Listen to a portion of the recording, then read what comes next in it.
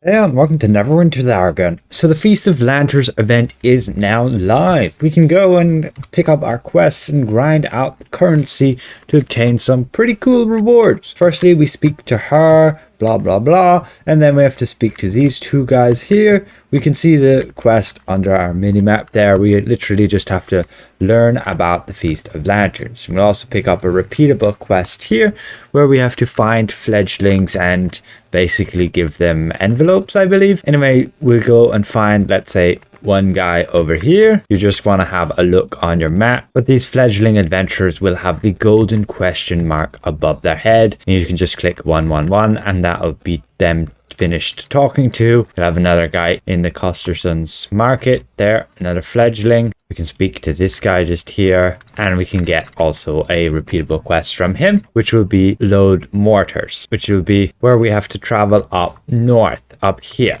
Now you can also see the areas here. You can find fledgling adventures over here, and you can also load mortars up top. So let's finish the find fledgling adventures. We have another guy here just outside the Sage's shop, and we speak to him real quick. And that's that quest taken care of. We'll just go complete real quick the mortars quest, where you're just gonna have to head up here, and you simply have these mortars which you just have to interact with them. So you have another set of them up here, another set just symmetrically over here, and again the fourth one just on this little ledge here, same as what we had with the first one we got. And that completes that quest. However, we still have to finish it by viewing the fireworks display, which you will do so just down here, and you interact with like the ground. There we go, and then we should get a cutscene where you get some beautiful fireworks going off. There we go. We finished those three quests. Well, one of them we have to speak to the vendor here, and finally once you've done that you can unlock the store and what's available. So unfortunately this time around we aren't able to get like the ox dot.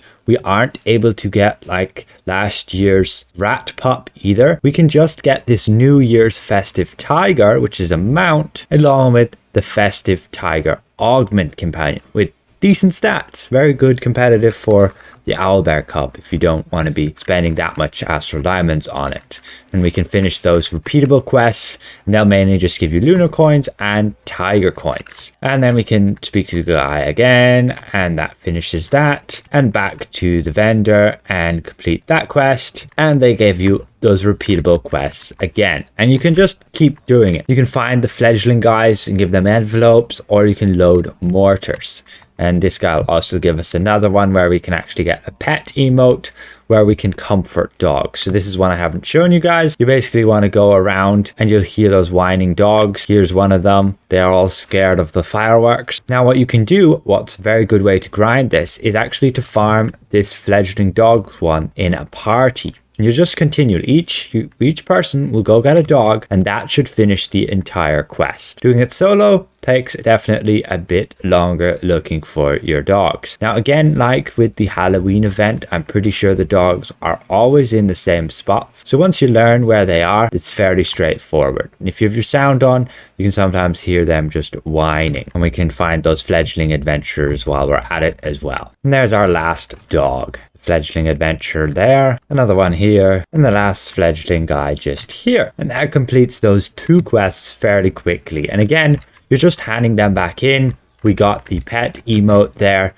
and here we get some more lunar coins and tiger coins. And then you can see they will give you those quests again, and you can keep farming it. And you can see, you can have a look at view wares, and you can farm this for the Moshe, which is all right, but it's not as good as it once was, since it has power and hit points. That used to be good, but no longer, because you want both offensive or both defensive. Same with this other food, and it'll increase your crit chance and your deflect chance. So none of these I find is any good this year. This food with the meta right now is not good. However, you could take the Moshi, and that'll help you on a healer for a bit of survivability along with the power.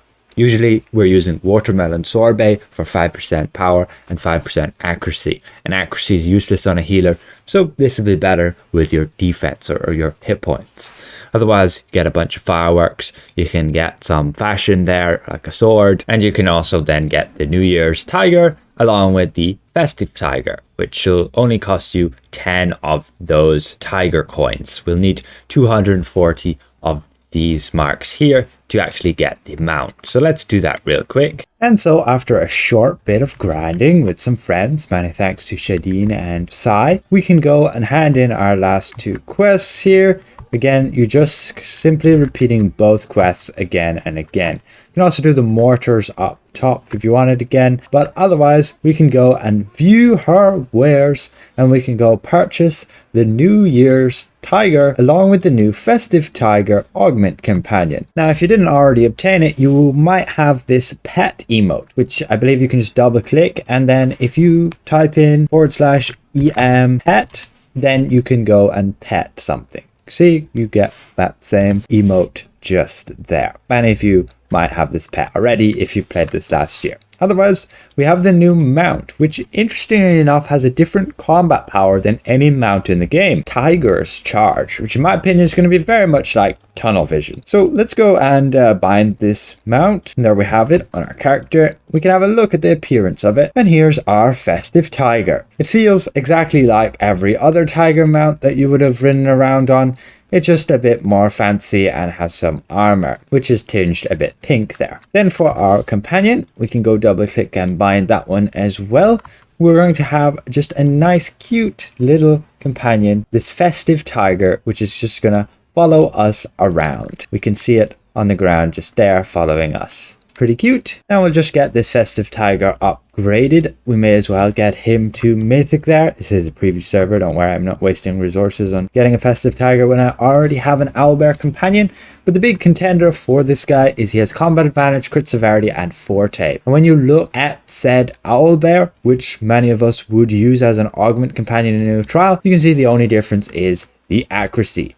The Owlbear gives the accuracy, and this new Festive Tiger just gives forte instead. And forte is just the split depending on your class. You can see there it's 50% power and then 25% the other 2 stats. And for a rogue, that's combat advantage, which is pretty good actually.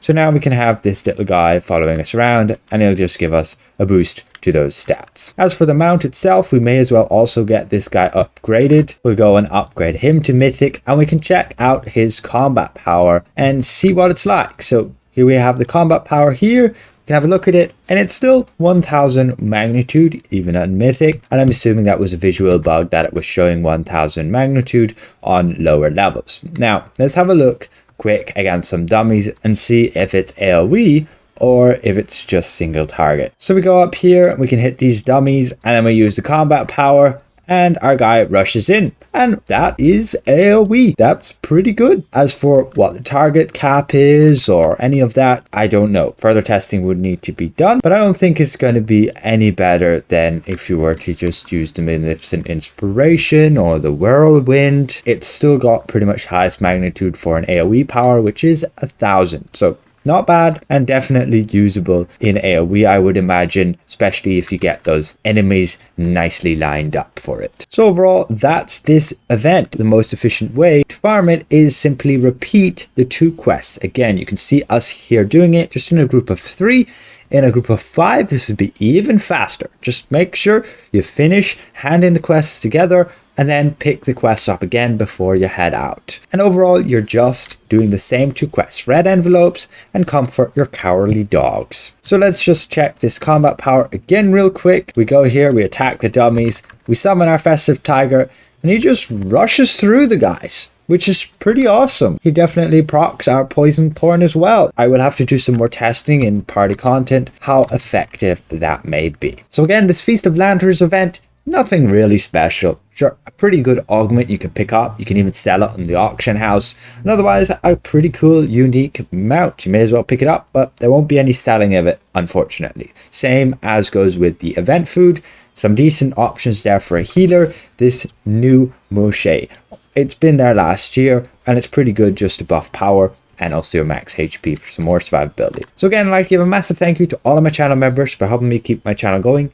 If I presented this well, consider leaving the video a like. If you're new around here, consider subscribing. See you guys around. Goodbye for now.